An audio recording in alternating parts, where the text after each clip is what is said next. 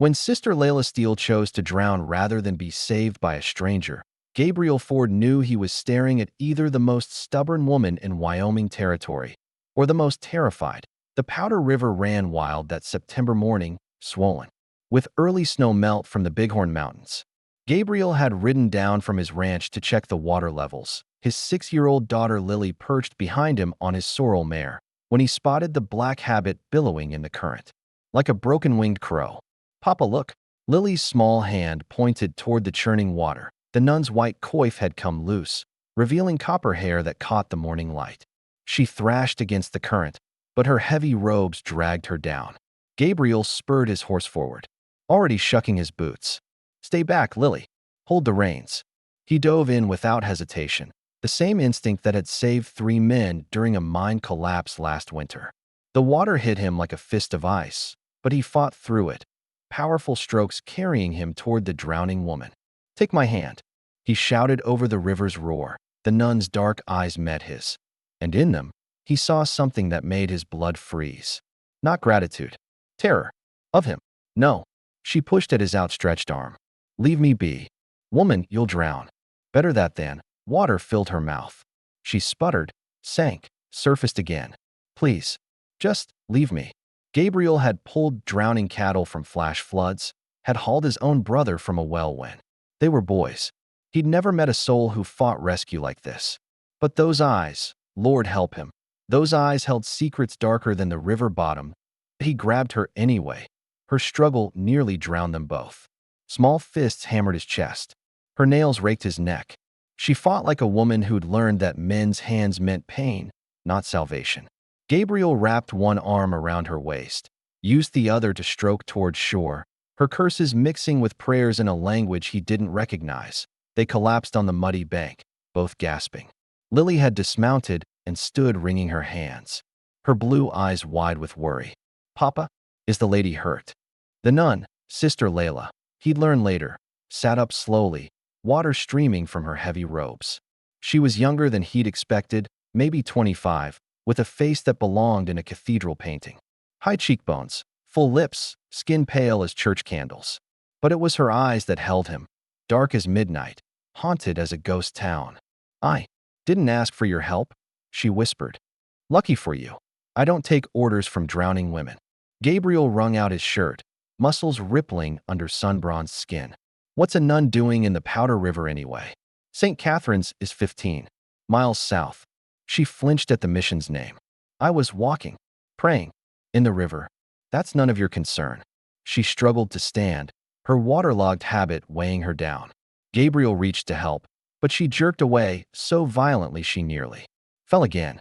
"Easy." He kept his voice gentle, the same tone he used with spooked horses. "I'm Gabriel Ford. This is my daughter, Lily. We're not going to hurt you." "Hello, sister," Lily said softly. "Your hair is very pretty." A ghost of a smile crossed Layla's face. "Thank you, child." She tucked the wet strands back under her coif. With shaking hands, "I should return to the mission. On foot. In those wet clothes." Gabriel shook his head. "My ranch is closer. Lily can lend you some dry things, and I'll drive you back in the wagon." "No." The word came out sharp as a blade. "I mean, I couldn't impose." "It's not imposing. It's common decency." Gabriel studied her face, noting the way she kept glancing over her shoulder. "What are you running from, sister?" Her spine went rigid. "I'm running from nothing.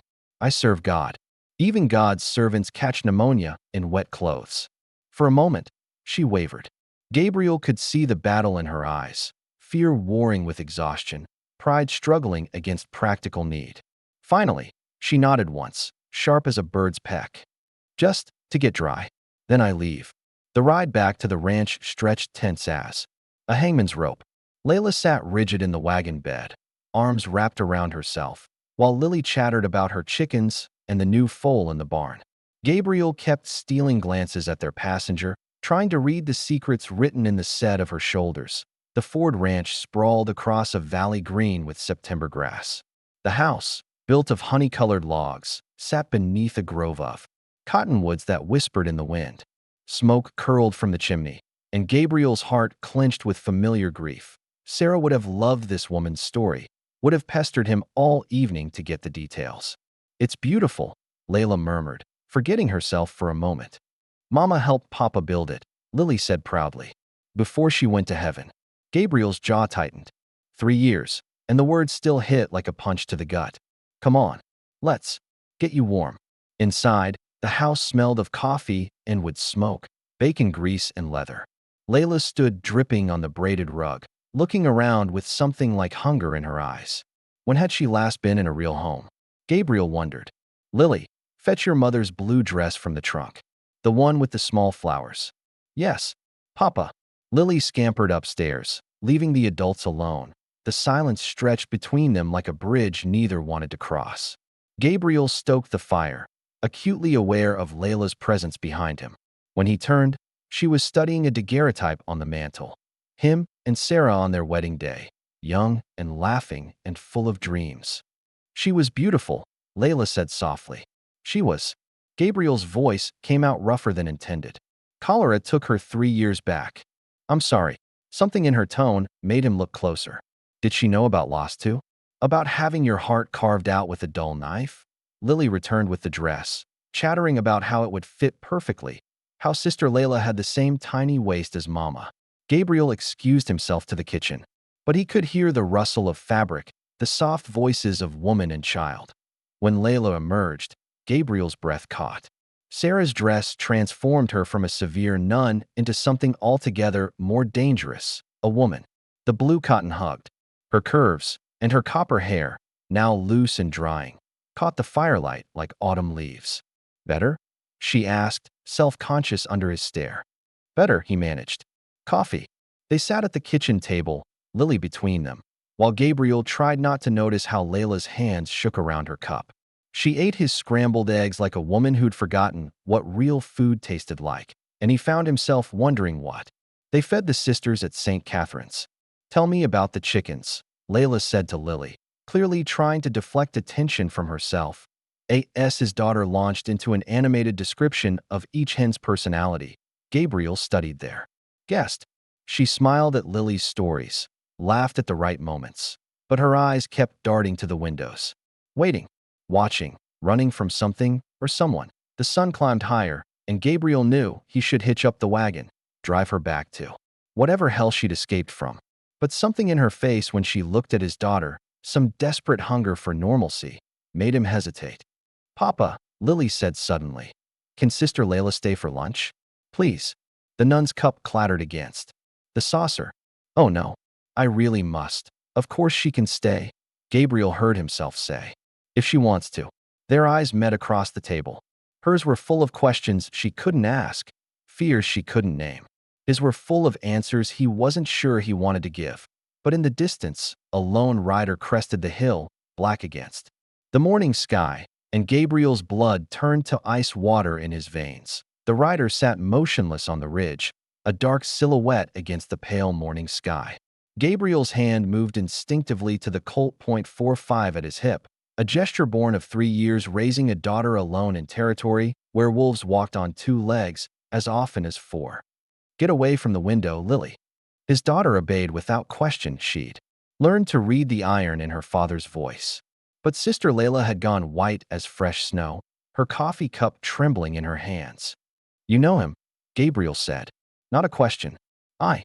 She set down the cup carefully, as if it might shatter. I should go. Like hell you should. Gabriel moved to the window, keeping to the side where he couldn't be seen. The rider was too far away to make out features, but something about his stillness spoke of predator patience. Who is he? It doesn't matter. Layla stood abruptly, Sarah's blue dress swirling around her legs. I won't bring trouble to your home. Sister, you brought trouble the moment you chose drowning over rescue.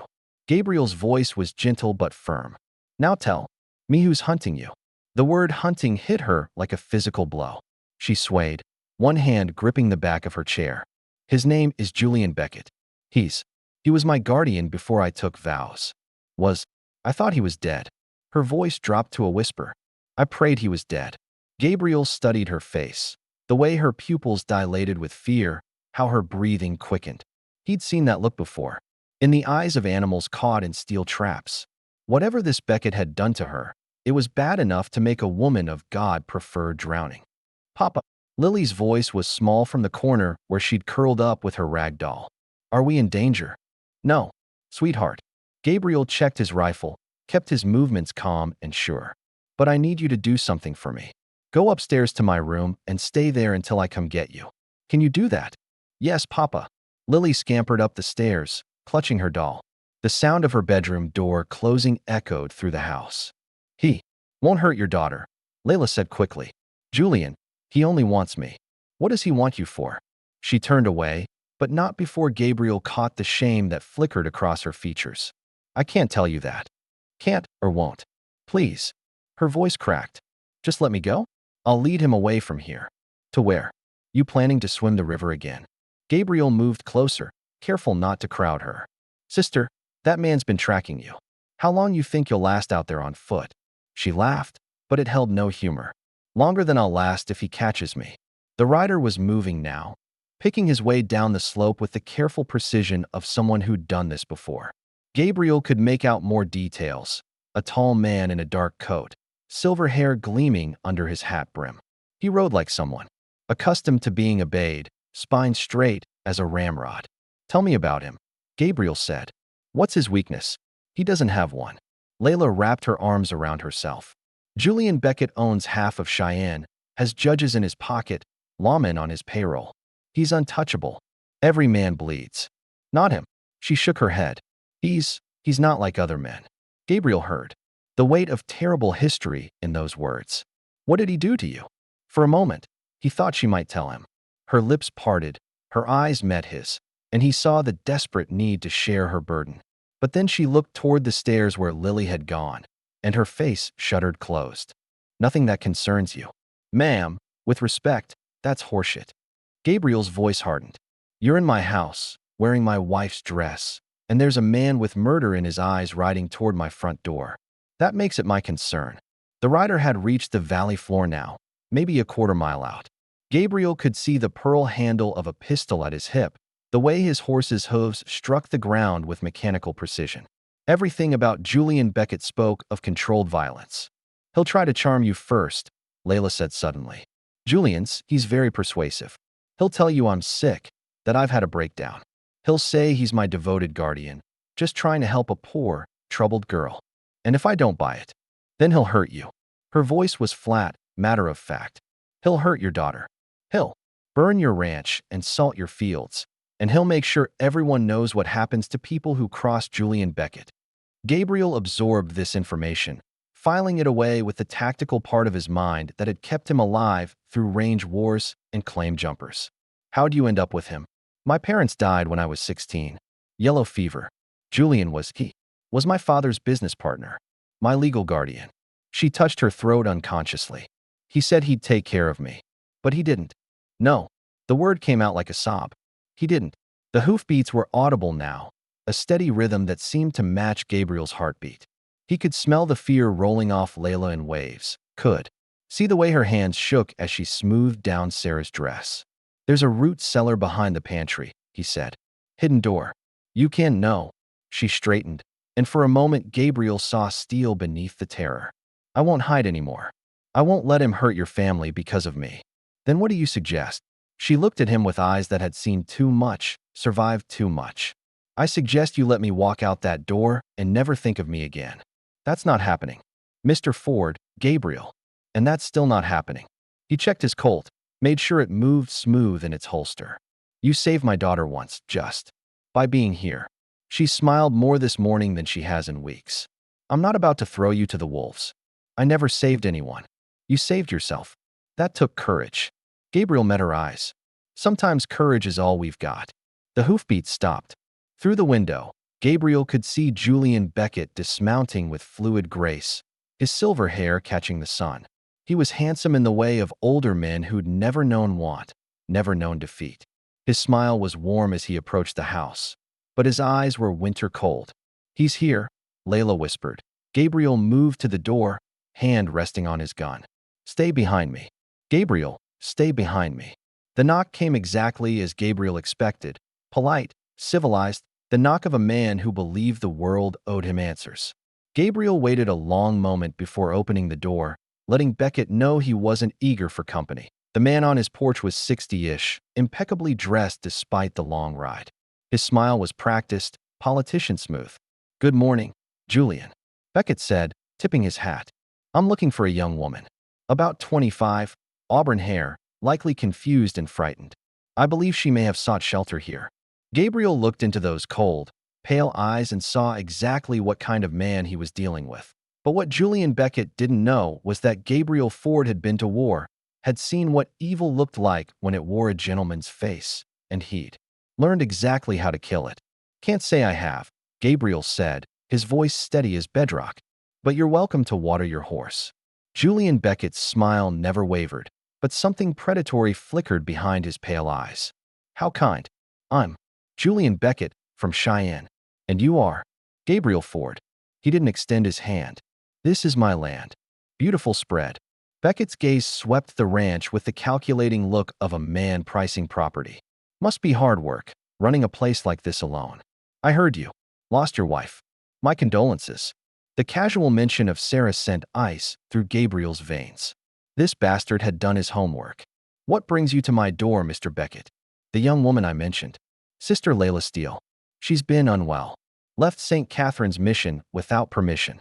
Beckett's voice carried the smooth authority of a man accustomed to being believed. "Her condition has deteriorated significantly. Delusions, fits of hysteria. The poor girl needs medical attention." Behind Gabriel, he felt Layla tense. Her breathing quickened, and he could practically hear her heart hammering. But she stayed silent, stayed hidden. "That's unfortunate," Gabriel said. "But like I said, I haven't seen any nuns today." "Of course not." Beckett's tone suggested he understood perfectly. "Though I should mention, Sister Layla can be quite convincing when she's having an episode. She might claim I've harmed her, might weave elaborate tales of persecution. It's part of her illness, you understand. Female hysteria manifesting as paranoid delusions." Gabriel had heard enough. "Mr. Beckett, I've got work to do. If you're not here to buy cattle or hire my services, I'll have to ask you to move along." "Certainly." Beckett tipped his hat again, but his smile had gained a sharp edge. "Though I should warn you, harboring a runaway nun is a serious matter. The territorial authorities take a dim view of men who interfere with the church's business. I imagine they do. And there's the matter of her guardian rights." Beckett reached into his coat, producing a sheaf of legal papers. "I have full custody of Sister Layla's person and property. Anyone who aids her in evading lawful custody could face serious charges." Gabriel glanced at the papers without taking them. Official seals, fancy letterhead, the kind of legal language that impressed judges and intimidated common folk. But he'd seen enough crooked paperwork during his mining days to know that seals could be bought and judges paid. "Seems like you've got everything figured out," Gabriel said. "Except for one thing." "Oh, the part where I give a damn about your papers." Beckett's mask slipped for just a moment. Gabriel caught a glimpse of something ugly underneath. The face of a man who'd never been told no, never been denied what he wanted. It was gone in an instant, replaced by that practiced smile. But Gabriel had seen enough. "Mr. Ford, I can see you're a reasonable man. A father." Beckett's voice took on a paternal tone. "You understand the importance of protecting the innocent. Sister Layla is deeply troubled, potentially dangerous to herself and others. Surely you wouldn't want to expose your daughter to such instability." The threat was subtle but unmistakable. Gabriel's hand shifted closer to his Colt. "My daughter's just fine, thanks." "Of course she is. Lily, isn't it? Beautiful child. I noticed her in town last week with the shopkeeper's wife. Such a trusting age, 6. Children that young will follow anyone who offers them candy." The temperature seemed to drop 10 degrees. Gabriel's vision tunneled, focusing on Beckett's throat, calculating the exact pressure needed to crush a windpipe. The man was threatening his daughter in his own home. "Mr. Beckett," Gabriel said quietly, "I'm going to give you one chance to clarify that remark." "Oh, no threat intended," Beckett said smoothly. "Merely an observation about the vulnerability of children, how easily they can be influenced, led astray. It's why we must be so careful about the company we keep." Behind Gabriel, Layla made a sound like a wounded animal. He could feel her trembling, could sense her internal war between self-preservation and the need to protect others. This was how Beckett operated. Threats wrapped in silk, violence disguised as concern. I think our conversation is over, Gabriel said. Perhaps, but I'll be staying at the Widow Morrison's boarding house in town, just in case you remember seeing our poor, troubled sister Layla. Beckett remounted his horse with fluid grace. Good day, Mr. Ford. Give my regards to your daughter. Gabriel watched him ride away, noting the way Beckett's horse moved. No wasted motion, no unnecessary noise. The man was a predator, and he'd just marked his territory. When the hoofbeats faded, Gabriel closed the door and turned to find Layla collapsed in a chair, her face buried in her hands. Great, silent sobs shook her shoulders. Hey, Gabriel knelt beside her, keeping his voice gentle. He's gone. For now. She looked up with red-rimmed eyes. But he'll be back. He always comes back. Tell me what he did to you. She was quiet for so long Gabriel thought she wouldn't answer. Then, in a voice barely above a whisper, he killed my parents. Gabriel felt the world tilt. What? Not directly. He hired men to burn the warehouse where my father stored his grain. Papa tried to fight the fire, breathed too much smoke. Mama nursed him for weeks before the lung fever took him. Then she just gave up. Died of a broken heart, the doctor said. Jesus. What? Papa discovered Julian was skimming money from their partnership. Threatened to expose him. Layla's hands clenched into fists. Julian made it look like an accident, collected the insurance money, and suddenly found himself my legal guardian. All very convenient. How long were you with him? 2 years. She touched her throat again, that unconscious gesture that spoke of old pain. He said he was grooming me to be his wife. Said I should be grateful for his attention. Gabriel's jaw clenched. He raped you. He called it education. Her voice was flat, clinical. Said I was learning to be a proper woman. When I turned 18, he threw a party. Invited all his friends. Said it was time to share my education. Christ Almighty. I ran that night. Made it to St. Catherine's by dawn. Begged them to take me in. Mother Superior said God had sent me to them. She laughed bitterly. I thought I was safe. Thought the habit would protect me. How'd he find you? Julian has connections everywhere. Judges, lawmen, even some clergy. He's been patient, waiting for the right moment. She looked toward the stairs where Lily had gone. I won't let him hurt your daughter because of me. Gabriel stood, his mind racing through options. They could run, but Beckett would follow. They could fight, but he had the law on his side. They could hide, but men like Beckett never stopped hunting. There's another option, he said slowly. What? We kill him. Layla's eyes widened. Gabriel, no? You don't understand what you're saying. Julian's not just some outlaw. He's connected, protected. If you kill him, they'll hang you. Maybe, but you'd be free.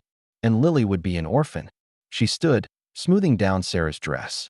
I won't let that happen. But as Gabriel watched her move toward the door, something cold and certain settled in his chest, because he'd just realized that Julian Beckett had made one fatal miscalculation. Julian Beckett had underestimated what a man would do for his daughter, and what he'd already done for the memory of his wife. Gabriel caught Layla's arm as she reached for the door. Handle, where do you think you're going? Away from here. Away from Lily. Her voice was steady, but he could feel the tremor in her muscles. He won't follow if I'm not here. Like hell he won't. Gabriel's grip tightened. You think a man like Beckett just walks away? He's already seen this place, marked it as yours. He'll burn it down on principle. Then what do you suggest? She spun to face him, copper hair catching the lamplight. Because I've been running for 3 years, Gabriel. 3 years of looking over my shoulder, sleeping with one eye open, jumping at shadows. I'm tired. So we stop running. You keep saying we. This isn't your fight. It became my fight the moment he threatened my daughter. Gabriel's voice dropped to a whisper, but it carried the weight of absolute conviction. And it became personal when he walked into my home wearing my wife's killer's face. Layla blinked. What? You want to know why I'm not afraid of Julian Beckett? Why I can look at evil and not flinch? Gabriel moved to the mantel, picked up Sarah's photograph. Because I've seen his kind before. During the war, there was a Confederate officer named Colonel Blackwood. Same smile, same cold eyes, same way of making threats sound like favors. His thumb traced Sarah's face in the daguerreotype. Blackwood liked to visit Union towns, requisition supplies, food, livestock, women. Said it was for the good of the cause, keeping civilian morale strong. He came to Sarah's family farm while I was fighting in Virginia. Layla's breath caught. Gabriel found her 3 days later when I came home on leave. She was alive, but he set the photograph down carefully. She never spoke about what happened. Never had to. I could see it in her eyes, the same look you get when you think about Beckett. What did you do? Tracked Blackwood to his camp. Waited until he was alone, then introduced him to my skinning knife. Slow and careful, the way he deserved. Gabriel's voice was matter of fact, as if he were discussing the weather. Sarah never knew. She thought he'd been killed in battle. You murdered him. I executed him. Gabriel met her eyes. Same as I'll do to Beckett if he comes from my family. The conviction in his voice sent a chill down Layla's spine. This wasn't the gentle rancher who'd pulled her from the river, who'd fed her breakfast and lent her his wife's dress. This was someone else entirely, someone forged in war and tempered by loss. You don't understand, she said. Julian isn't some rogue officer. He has power, influence, had. Gabriel moved to the window, scanning the horizon. Past tense. Because right now, he's made a tactical error. What do you mean? He's alone. No backup, no witnesses.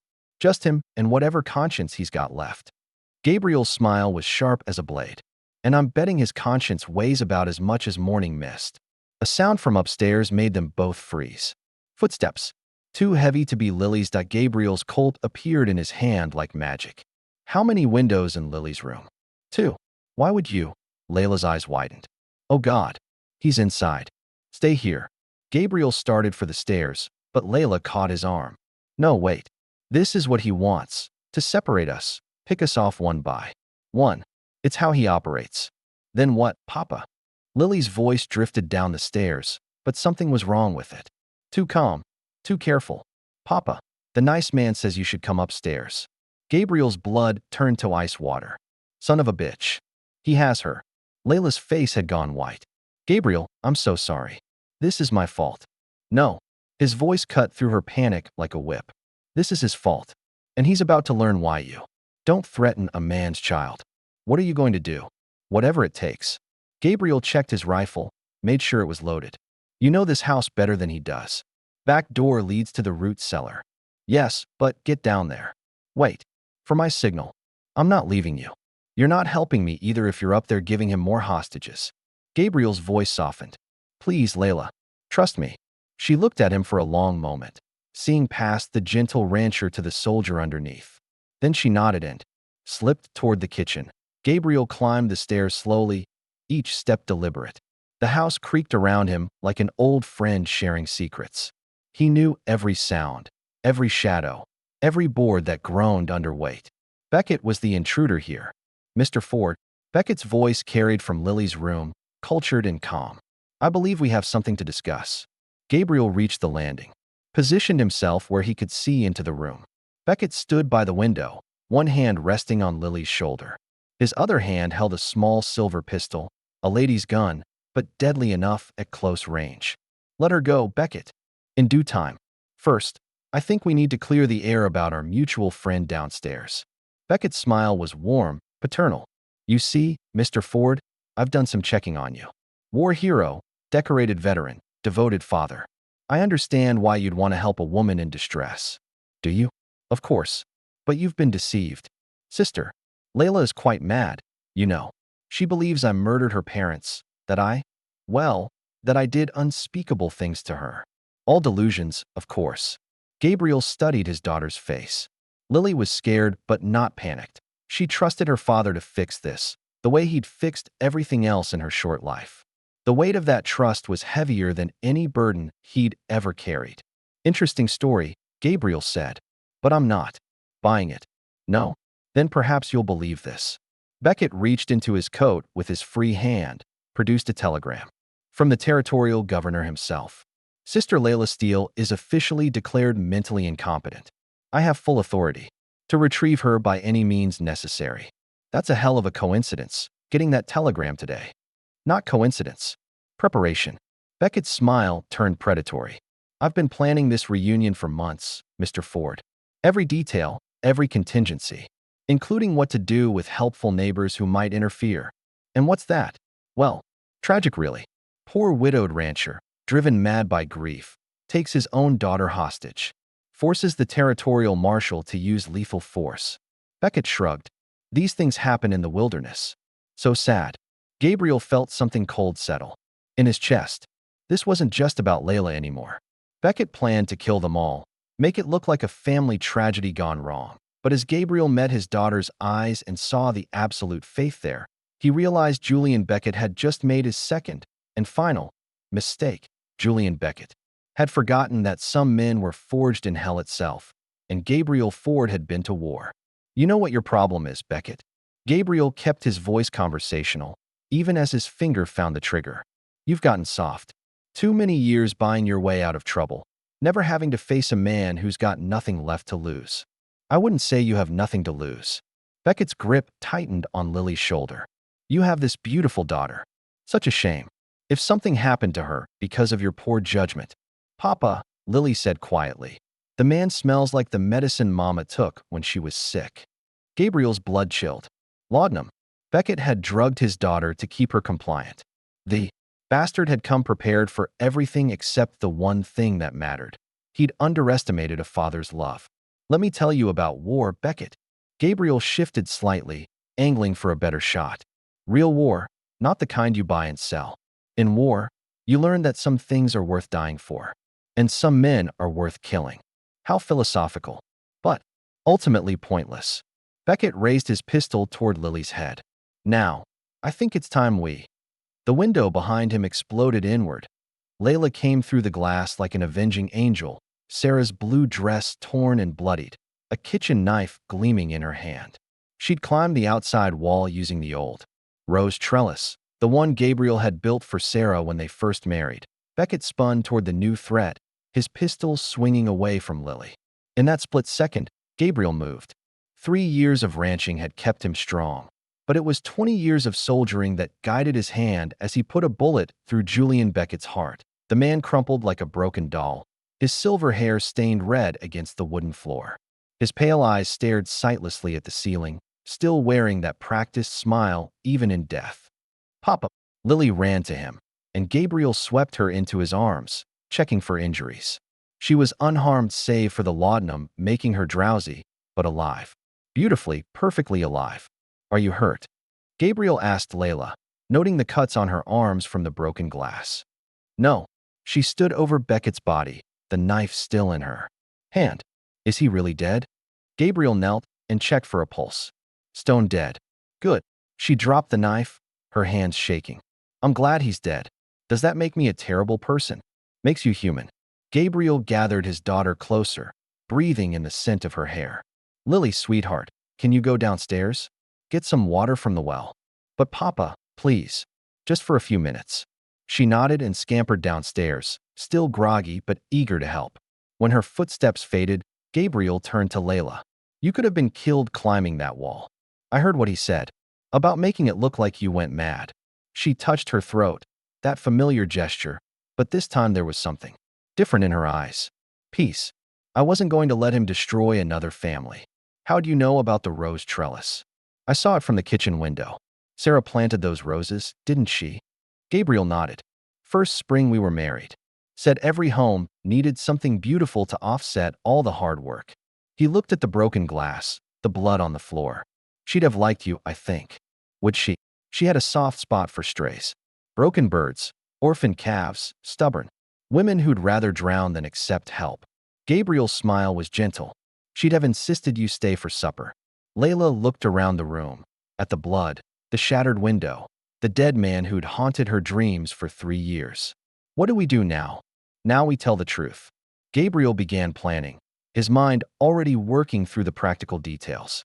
Beckett broke into my home, threatened my daughter, tried to kidnap you. I defended my family. Simple as that. What about his connections? The territorial governor, the judges. Dead men don't pay bribes. Gabriel's voice was matter of fact. Besides, I've got something he didn't count on. What's that? You. A living witness to his crimes. Your testimony about what he did to your parents, to you. That'll open a lot of doors, make people ask questions about his other business dealings. Layla was quiet for a long moment. I don't know if I can do that. Face all those people. Tell them what he did. You don't have to decide right now. Gabriel touched her arm gently. But you're free now. Really free. You can go anywhere, B. Anyone you want. And if I wanted to stay? The question hung in the air between them like morning mist.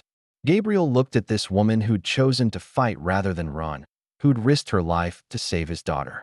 She wasn't the terrified nun he'd pulled from the river. She was something else entirely. Someone who'd found her strength in the crucible of violence. Papa, Lily's voice drifted up from the kitchen. Can Sister Layla help me make biscuits for supper? Gabriel and Layla looked at each other and laughed. Real laughter, born of relief and exhaustion and the simple joy of being alive. I think, Gabriel said, we should probably get you some proper clothes first. Sarah's dresses are beautiful, but they're not exactly practical for ranch work. Ranch work? Someone's got to help me fix that rose trellis. And teach Lily how to climb properly, in case she ever needs to escape through a window. Gabriel's smile was warm as summer sunshine. Unless you've got somewhere else to be? Layla looked out the broken window at the valley spread below, green grass rolling toward distant mountains, cattle grazing in the afternoon sun, the simple beauty of a place where people built lives instead of destroying them. I've spent 3 years running from the past, she said. Maybe it's time I tried building a future. Together, then. Together.